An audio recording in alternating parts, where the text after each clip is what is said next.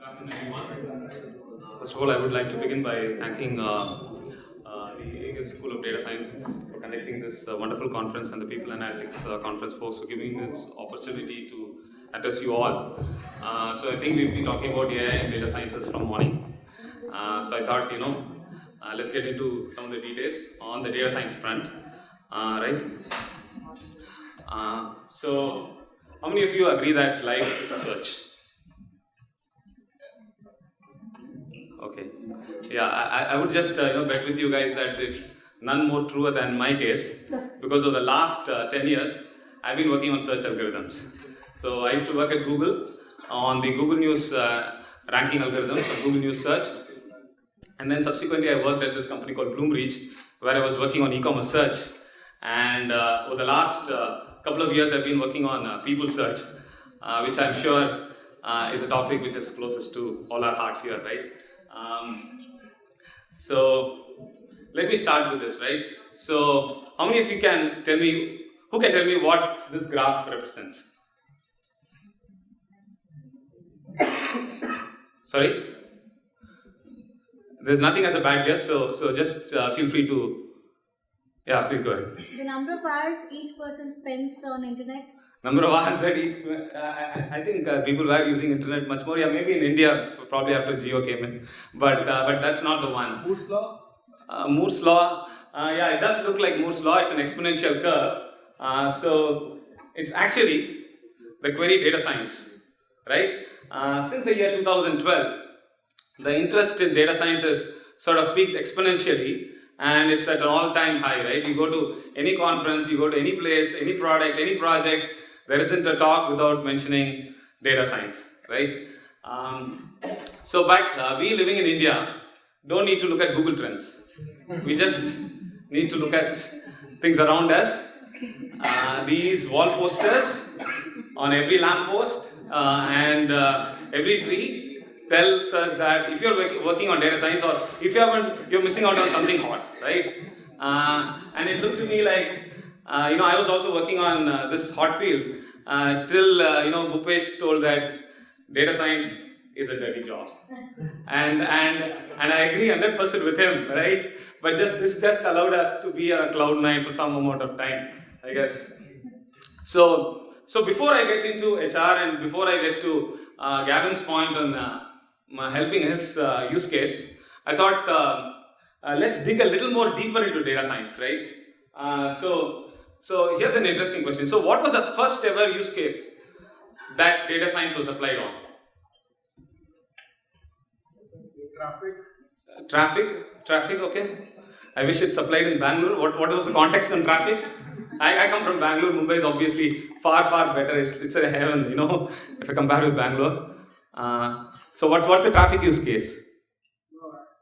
I just thought of it. Okay, cool. Yeah, I wish somebody applies data science on traffic, at least going forward. Polling? Polling, that's a good point. What else? Yeah, at least since probably democracy came. Is there anything earlier than that? Sports, yeah, probably. What kind of sports? Cricket, yeah. I think the polls might be a little earlier than cricket. I guess. Astrology? Gambling. That's absolutely. I thought it's gambling actually, but each one can have their own. Yeah, because I think without you need to get your probabilities right. You're going to gamble, right? And in fact, some of our age-old fiction did have data scientists like this one, except that he was a data scientist, perhaps gone rogue, right? Because what he did was, he had mastered the probabilities well enough to construct unfair dice, right? And people thought that the dice was listening to him, but it was an unfair dice, and he knew which dice to pick to get which number, probably, right? I don't know. But jokes apart, right? There was an interest, so as I went a little into history, I found that there was a very interesting application of data science that at least I was not aware of. So I thought I'll start with presenting that and then get to the context of why we all have assembled here, which is the people function, right? Can anyone tell what this depiction is? Okay, so this depiction actually is from the 18th century, rather 19th century, of a disease called cholera. And this is a sort of graphical illustration, but what people believed when the cholera epidemic first broke out, right? And it was, people fell sick, a lot of people died across various continents. People believed that there was this disease cloud that was floating across the globe. And if you unfortunately stood below that cloud, then you could contract cholera and die, or fall sick, or maybe die, right? So that's what people believed in, including the doctors. They thought of that as a disease cloud until, so this was referred, by the way, this was referred to as a miasmic cloud of death in the 19th century, until there was one guy who said it's not a disease cloud, and it was this guy. No, not this guy. This guy's name is John Snow. The actual John Snow was this other guy, and he was a doctor. And he had this suspicion that cholera was not caused by a disease cloud. And so what did he do? He took the map of, so this was in England, so he took the map of London, and then on the map he plotted the places where people died, right? And then he applied what is now very popularly called as the K-means clustering algorithm. Back then it's called the Voronoi diagram. So he applied that algorithm, something like this, right? Wherein he basically segmented the area where people died into regions. Each region is a different color. And what he discovered was the place where people were dying, right, was all closer to water pumps that was served by a certain water company. Whereas water pumps served by a different water company did not have as many people dying around it. So he did clustering and he was able to discover this. And as it turned out, the place where people were dying were close to water pumps that was served by this water company that was not filtering the water, right? And he was actually able to prove this, and hence we discovered that cholera was due to contaminated water and not due to a moving disease cloud. So I'll give you guys maybe a few seconds to think. So what could be a modern day application in the field of HR, in the people function of an algorithm as this that discovered the medical mystery behind people falling sick due to cholera? I mean, there's no wrong answer, right? I mean, just feel free to, go ahead. Why is there so much intrusion in one location? Wonderful, actually, right? So what are the water pumps in an organization, right, that maybe is causing people to leave, right? So you could use some of these algorithms, try to sort of cluster people based on data and sort of find out people who are satisfied, people who are disengaged, and so on and so forth, right? So before I continue further, I just want to introduce our company, which is Belong, and what we believe in is, I think all of you would agree with this. I think when right people come together at the right time, we believe that magic happens, and that's what we want to enable at Belong. So we are a data science company, and our mission is to help people belong in their careers. So we want to connect people to the right organizations and organizations to the right people, of course, at the right point of time, right? So so we've been around for 4 years. We have 100 plus customers here in India. We are a Sequoia funded startup, and a lot of talent focused organizations today use Belong, right? So let me quickly talk about the talent management platform. What we are trying to do is to bring in data science across the spectrum, which is right from your branding to hiring to analytics within the context of an organization. Because if you think about it, whether it is for branding, whether it's for hiring, or whether it's employee engagement, the core problem is to understand people, right? If you understand people well, their careers well, their skill set well, basically you have an engine which you can go and apply in the context of hiring or in the context of people analytics, right? It's virtually the same problem. So I'll quickly give you a demo of the Belong product.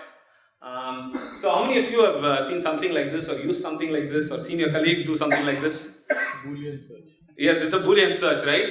And I can tell you that, being an engineer, I just remember using such a complex Boolean maybe during my college days, right? Even in my code, nobody writes such complex booleans, and we expect people who are tasked with the critical job of finding the right people to bring into the organization having to write such complex booleans, right?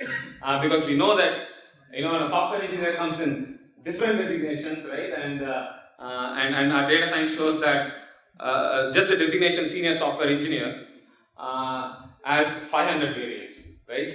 And you can't write all of that, and then so is the case with skill set. So I'll quickly switch to the demo, and then we'll get back to the presentation, right? So let's take the use case that Gavin mentioned, right, which is core employee left the organization, and he's tasked with finding a replacement, right, to get somebody on board, right? So I'll quickly show you a demo of our product. So what we do is that we try to alleviate the process of having to configure booleans, because boolean is just one part of the search, right? If I would ask you guys, what is it that mostly today's search is about finding people with right keywords in the resume. But if I were to give you a resume and say if a candidate is relevant or not, what would be the signals that you would look at? Maybe one of you can share your experience very quickly, just a minute maybe. Nobody wants to? Nobody hires people here? Academic qualification. Sorry? Academic qualification. You look at academic qualification, what else? Skill sets. Skill set, what else? Relevant experience, what else? Sorry? Company they work for, yeah. Right? So, anything else? Sorry? E-skills, yeah, sure. Stability, interesting, yeah, that's a very valid point, yeah. I'm sure there are more. Right? I'll tell you what will happen, right? And this is what the hiring manager would tell you all of this, and then you will go and you'll find the candidate, and then you go back to the hiring manager, then one more thing comes on the table, right? And we've all seen that. So there are a multitude of factors at play here, right? Which is absolutely not capturable by a boolean, right? So what we have done is, okay, you want to hire, let's say Nayan actually, I would say, is still with us, luckily, but let's say if Nayan were to leave, and I don't want to leave, or I want more of these Nayans into my organization, all that I need to do is just add him as ideal candidate.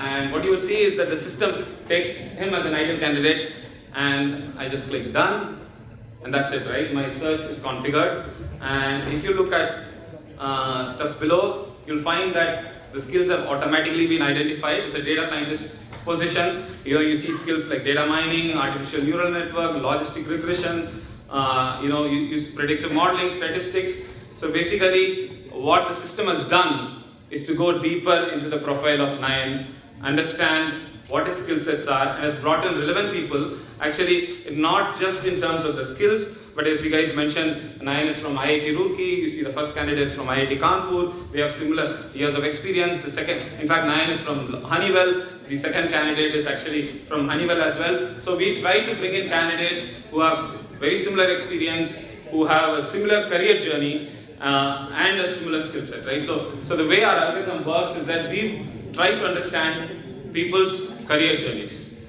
So the search algorithm works on the principle that our next step, right, in our career is basically a function of the journey that we have traveled so far, right? How many of you agree with that? Right? Like, think about it, right? Like, the next step that you're going to take is potentially not just the skill set that you gathered yesterday. It's not just the academic qualifications, it's your entire journey. So we've translated the problem into sort of a sequence prediction problem. So this is the journey. So where would I be as a next step? So when an organization puts out a job opening, what we do is to look at the talent pool and see for which candidates would this be the logical next step in their career, right? And the other thing that we do, because we are able to understand candidates at great depth, what we've been able to do is actually ease the process of now reaching out to the candidate. Right? Now it is you, the organization, that wants to reach out to a particular candidate, and you have to now craft that email, right? Instead of just saying that, hey, we have a job opening, why don't you join us? what we've been able to do is to extract salient features of the candidate from his resume, pull that out into a nicely crafted email, and reach out to the candidates. And the machine does this. And I'll show you a quick example of the same. How many minutes? Done. It was 15 minutes. Oh my god, I didn't realize that. Okay, so here's a quick email that you can see. What the system has done is try to reach out to this candidate Nishant. It said that your 13 plus years of experience makes you an ideal match, your expertise in software design. So what the algorithm has done is found out relevant experience within this candidate that makes him a great fit for this job at Intuit. And if you look at the response, and then the candidate does not respond, and an automatic email gets sent out. And if you look at the response that the candidate has given, I think you'll realize that the amount of personalization that we've done. The candidate says, even though I'm not looking out right now, I appreciate the personal touch in your email. It shows that Intuit's recruitment team takes the job of hiring very seriously. If I had Intuit's CEO's email ID, I would have copied him to let him know that the hiring team is doing a wonderful job, right? In other words, the technology is helping the hiring team scale, do personalization at scale, and in fact, not just do the job, but in fact, delight the job of reaching out to the candidates in the process, right? So I didn't realize 15 minutes had gone so soon, but as you can see, the technology that we have built helps both on the search and engagement side. So a deeper understanding of candidates allows us to actually help, even on the people analytics front. I had a bunch of slides on that front, but my ill-timed probably I didn't do the timing right, but no worries. But I guess, I'm sure all of you got the gist of what the technology is able to achieve. So which means we can help you in branding your company so that you can reach the relevant talent, hiring, as well as deeply engaging with your employees. So any questions? Yeah. What is the data source?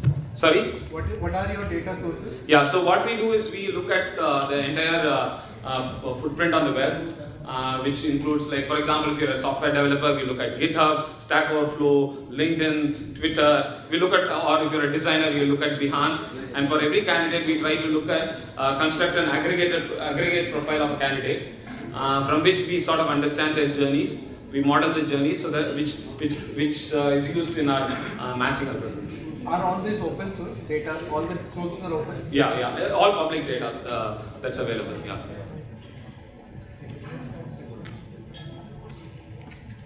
More questions? It's a fantastic product. Thank you. So, how do we Sorry. Yeah. how do we get the contact details? So that's not available in the open source. Putting it from some job site. The content details as in the Mail and other stuff. That's not available in open. so we use basically some of the full contact APIs and whatever is available on the web, we make use of that to sort of reach out to them, right?